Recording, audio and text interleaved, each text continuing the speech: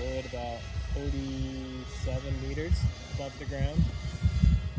We have GPS on board and running, but the estimator is not using it. You can see it's oscillating around a position a little bit, but it's still holding roughly the same position. If you give it a little velocity in any one direction, it actually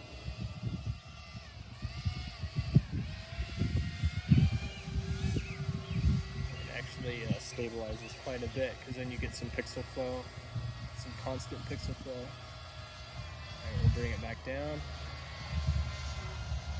So this is just commanding it to go straight down.